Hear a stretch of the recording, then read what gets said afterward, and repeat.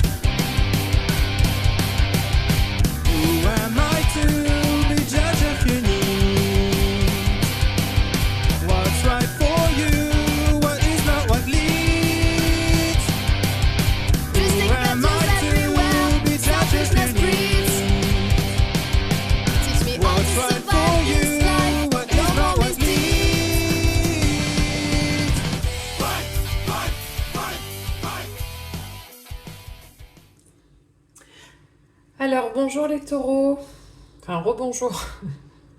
On passe au tirage, donc vous voyez, on n'est pas sur la même formule que la dernière fois.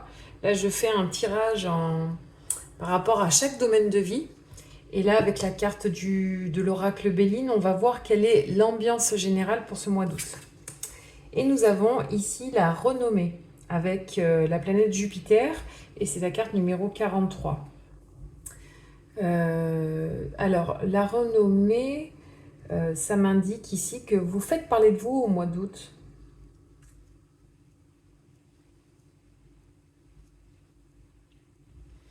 On parle de vous, vous faites parler de vous,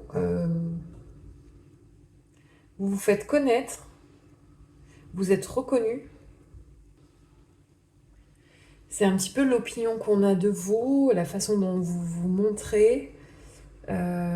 Voilà, c'est vraiment une forme de reconnaissance aussi, peut-être de votre personne, de comment vous travaillez.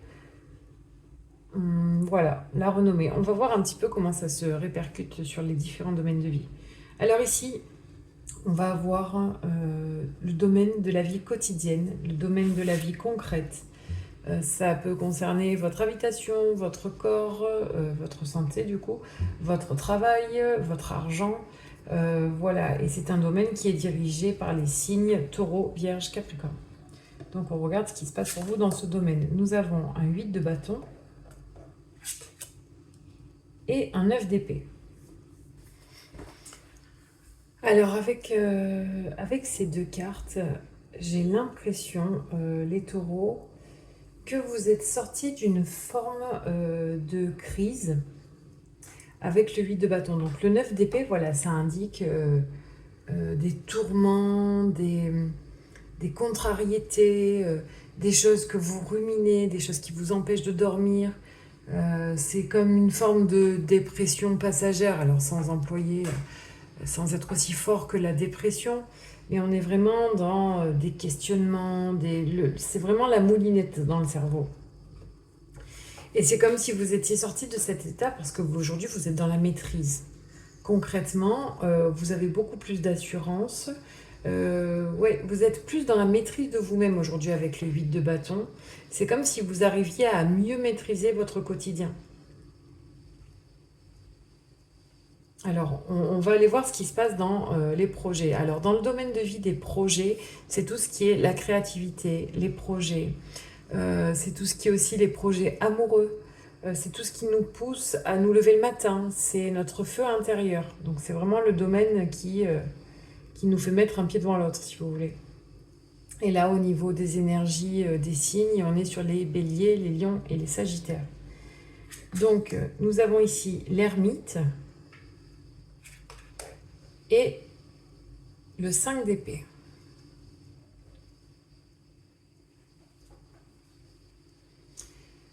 Alors, le 5 d'épée, c'est une énergie combative. Vous êtes prêt à combattre à n'importe quel prix avec cette énergie. Quitte à blesser des gens, quitte à tourner le dos à certaines personnes. Ce qui compte là, c'est de mener à bien un projet et vous êtes prêt à vous battre pour ça. Là, c'est ce que je lis de la carte du 5 d'épée. Mais ça voudra peut-être pas dire ça une fois que j'aurai réfléchi 5 minutes. Là, l'arcane numéro 9 avec l'ermite, c'est une carte qui indique une forme d'introspection. C'est comme si on prenait le temps de faire la lumière sur certaines choses. Voilà, l'ermite, c'est une énergie plutôt solitaire qui...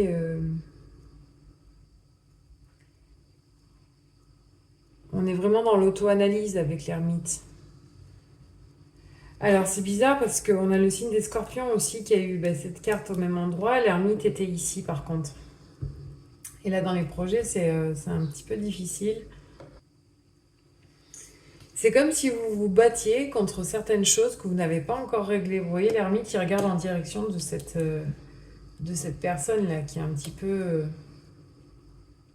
prise dans les tourments de ses pensées. C'est comme si votre projet là au mois d'août c'était de sortir de cette condition mais et en même temps, là, j'ai l'impression que vous êtes déjà sorti de ça.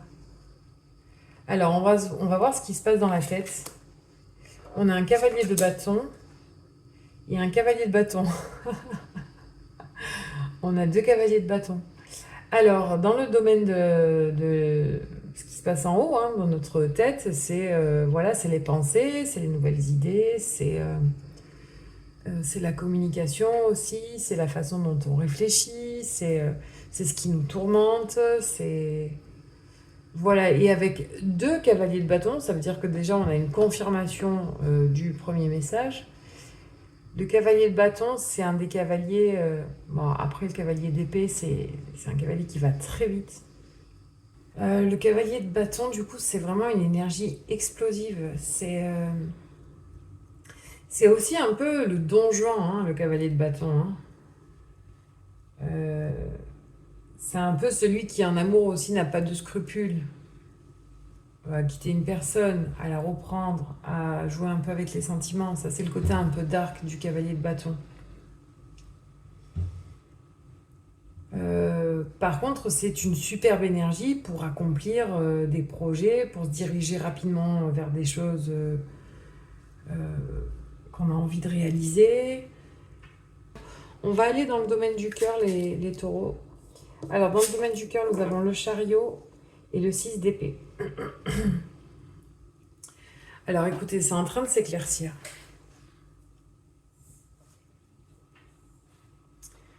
C'est en train de s'éclaircir. Alors, déjà, dans le domaine du cœur, on a tout ce qui est les sentiments, les ressentis, les émotions, l'amour de soi et l'amour des autres.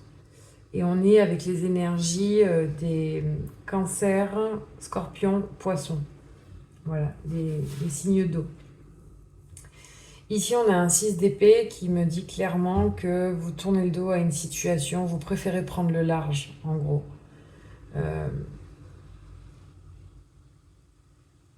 Vous quittez une situation qui a pu être blessante ou vous quittez une certaine forme de tristesse, vous voyez, et vous le faites rapidement. On passe du 6 au 7 là avec le chariot. On est dans deux énergies qui se déplacent. Là, dans le cœur, c'est comme si vous vouliez tourner le dos très rapidement à une situation qui a été, je sais pas, frustrante, blessante. C'est quelque chose qui vous tourmente, hein. Ici aussi, on a l'ermite. Et ici, c'est comme si vous luttiez contre une partie de votre personnalité. Je ne sais pas si vous voyez ce que je veux dire. On a deux cavaliers de bâton, mais vous voyez, il y en a un qui regarde vers la droite, l'autre qui regarde vers la gauche. C'est comme s'ils allaient s'affronter les deux. C'est comme si on avait les défauts et les qualités du cavalier de bâton et qu'on combattait un petit peu les défauts. Alors j'essaie de mettre en lien la renommée.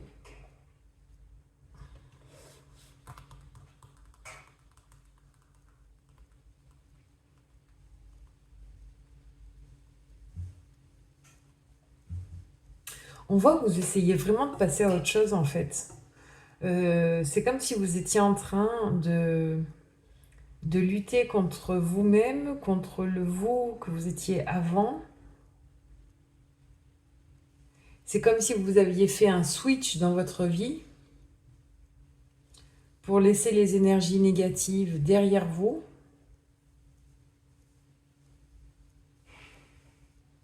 Alors, j'arrête pas de parler au passé, mais en fait, on se projette sur le mois d'août là. Donc en fait, ça va pas. Mais bon, je vous envoie les messages un peu comme je l'ai. Déjà que c'est décousu. Ah, je suis désolée, les taureaux. C'est quoi ces messages? Oh pétard. La renommée. Je vais regarder un petit peu la renommée. Ce que ça me dit. Alors, j'ai regardé un petit peu pour la carte de la renommée. Et en fait, on parle aussi pour cette carte d'ego.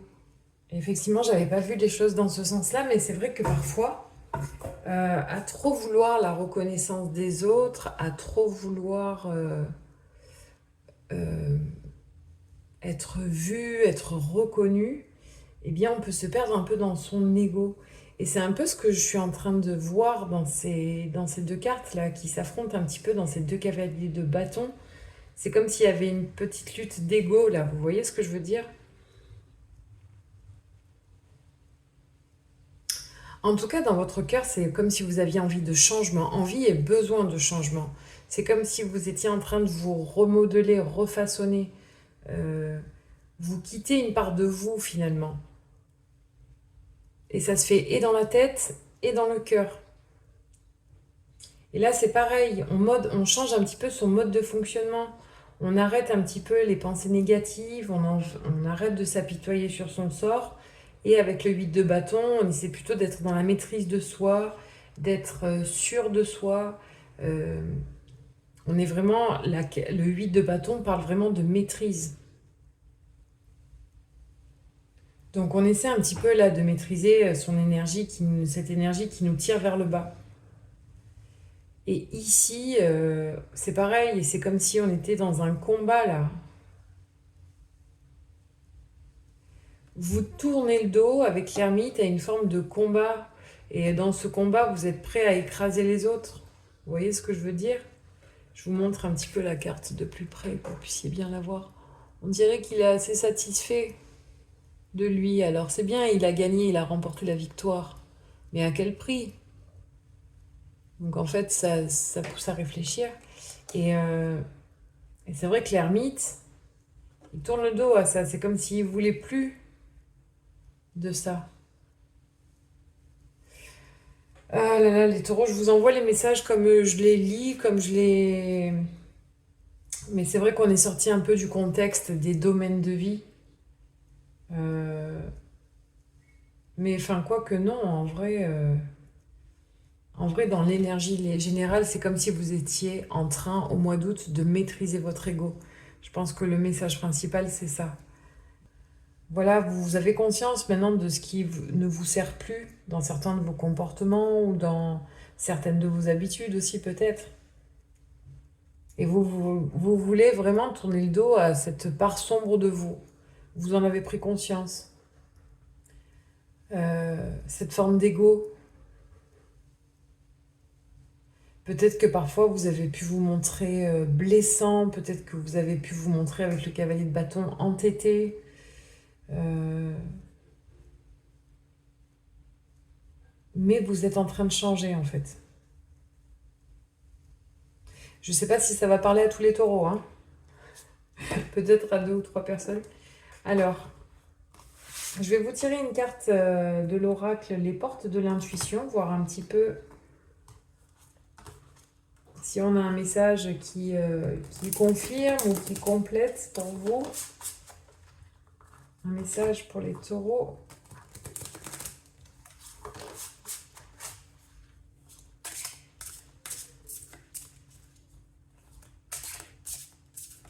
Et c'est vrai qu'il y a aussi dans cette énergie de la renommée un fort besoin de reconnaissance. Et quand on est dans cette énergie de besoin de reconnaissance comme ça, c'est que quelque part on n'a pas suffisamment confiance en nous. Et, euh, et c'est là qu'il faut reprendre la maîtrise, qu'il faut mettre en lumière avec l'ermite nos bons aspects, c'est-à-dire qu'on a tous des qualités et des défauts, on a tous des façons de faire voilà, qui peuvent être blessantes ou qui peuvent... Et c'est bien aussi de s'en rendre compte et d'essayer de changer ça pour tendre vers un maximum d'énergie positive. C'est mieux quand même. C'est mieux pour soi déjà et puis du coup, c'est mieux pour les autres aussi.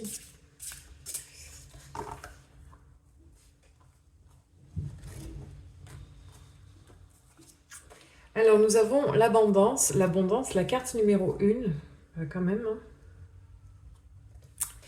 Alors, et il est dit, sentez-vous mériter le meilleur sans aucune condition en contrepartie.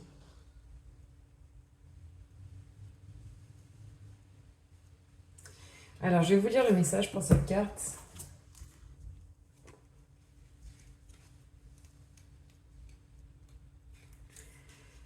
Votre réponse se trouve dans l'acceptation de l'abondance. Sentez-vous mériter le meilleur sans aucune condition en contrepartie. Prenez conscience de vos manques, de vos frustrations, surtout ceux qui ont tendance à se reproduire. Cette carte révèle votre adhésion à un esprit de manque. Vos expériences de vie vous ont poussé dans ses bras et cet état vous a enchaîné involontairement à la peur, l'envie et à toutes sortes de souffrances.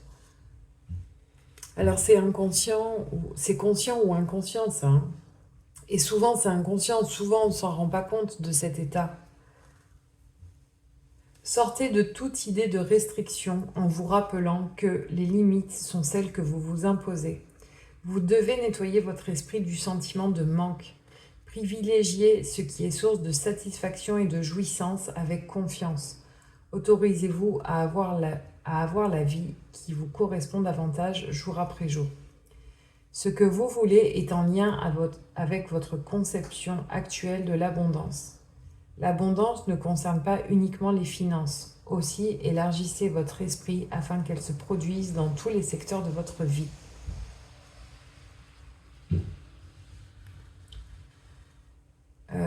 J'ai fait quelques liens avec votre guidance, hein, du coup. Prenez conscience de vos manques, de vos frustrations. En fait, on prend conscience avec l'ermite de certaines choses.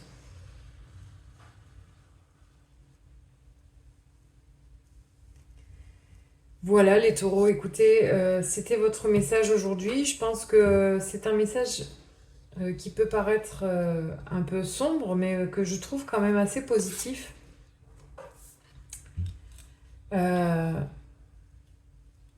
Dans le sens où il y a un travail que vous êtes en train de mener sur vous-même et, et que ça va être florissant pour la suite. C'est comme ça qu'on évolue, hein, de toute façon. À chaque jour qui passe, on n'est jamais les mêmes. Hein. On est en perpétuel changement, en perpétuelle évolution. Et, et moi, je lis vraiment dans la carte de la renommée ce fort besoin de reconnaissance. Mais avant d'être reconnu par les autres, il faut se reconnaître soi-même et se connaître soi-même.